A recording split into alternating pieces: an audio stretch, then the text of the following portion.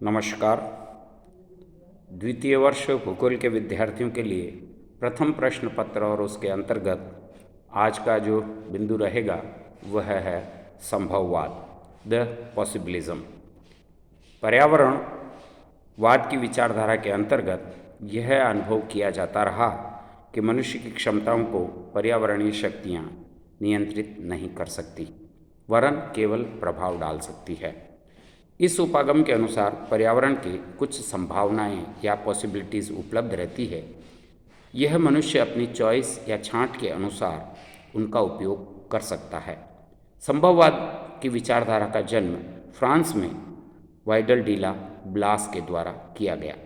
इस शब्द का सबसे पहले प्रयोग, द पॉसिबिलिज्म शब्द का पहला प्रयोग प्रोफेसर फेब्रे द्वारा किया गया। इसके अनुसार प्राकृतिक वातावरण की अपेक्षा मनुष्य के कार्यों को प्राथमिकता से स्थान दिया जाना चाहिए। उन्होंने कहा था कि मानव प्रकृति द्वारा प्रस्तुत की गई संभावनाओं का स्वामी होता है और उसके प्रयोग का निर्णायक भी होता है।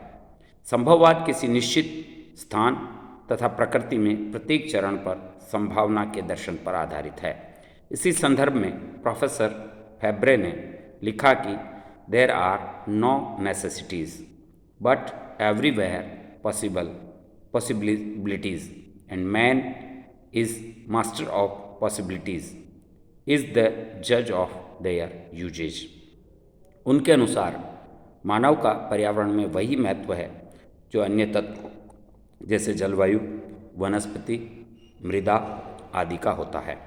मनुष्य सर्वत्र विद्यमान संभावनाओं का स्वामी है जिनसे वह अपनी आवश्यकता संभावना का चयन अपनी कुशाग्र बुद्धि से करता है।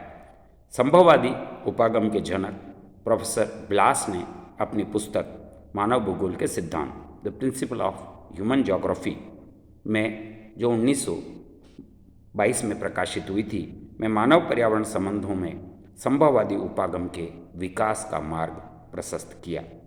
इनके अनुसार प्रकृति मात्र एक परामर्शदात्री के रूप में है। Nature is never more than an adviser. मनुष्य प्रकृति के परामर्श को मानने के लिए कभी भी बाध्य नहीं है।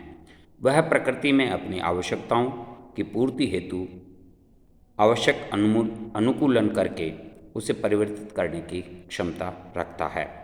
पर्यावरणीय कारक मानव को प्रभावित नहीं करते, वरन मानव द्वारा सामंजस्य के दौरान स्वयं परिवर्तित होते रहते हैं। ब्लास मानव को एक ऐसा भौगोलिक कारक मानते हैं जो कर्म प्रधान है यानी एक्टिव है, और कृत प्रधान यानी पैसिव है, काम करता रहता है। दोनों ही हैं।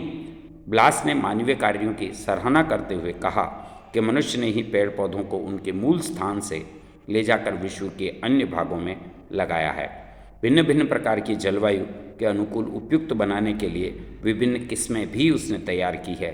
इसी संदर्भ में मानव की परिवर्तनकारी शक्ति पर बल देते हुए उन्होंने कहा था कि man has influenced the living world larger than more generally than has been supposed.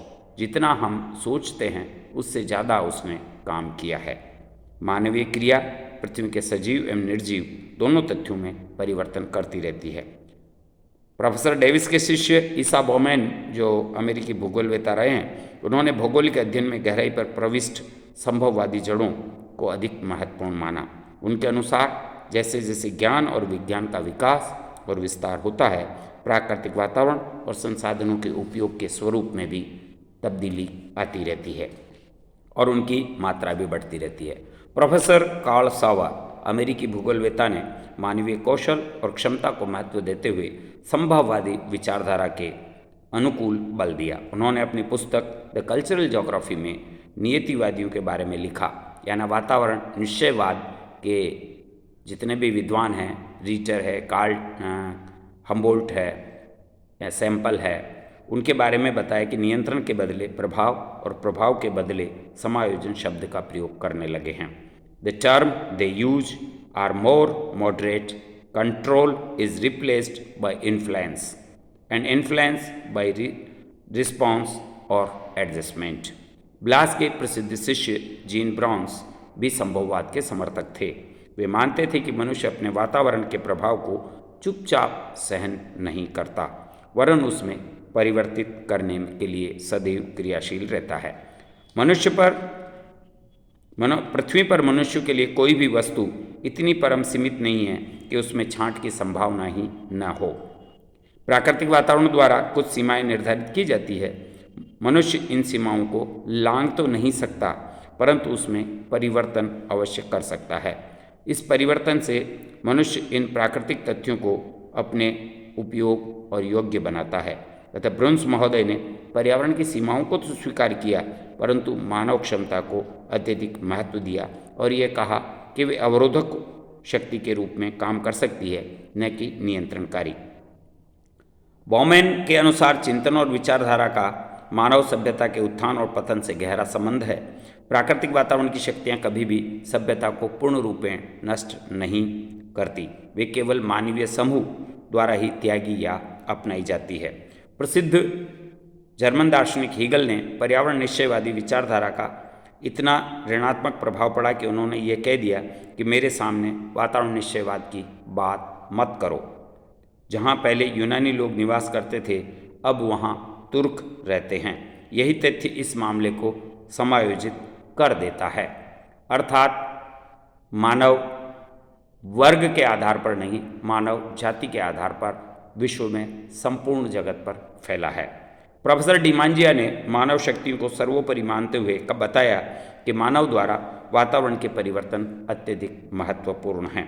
उसके अनुसार मानव ने संचार के साधनों के द्वारा पाताल तोड़ कुओं, नदियों के नियंत्रण और मानवीय भोजन के लिए नए नए पौधों का विकास किया है और वातावरण में परिवर्तन किया है। इस प्रकार वातावरण संभववाद निश्चयवाद के विपरीत विकसित होने वाली विचारधारा थी, जिससे मानव को पर्यावरण में सर्वोच्च रूप से वर्णित किया गया।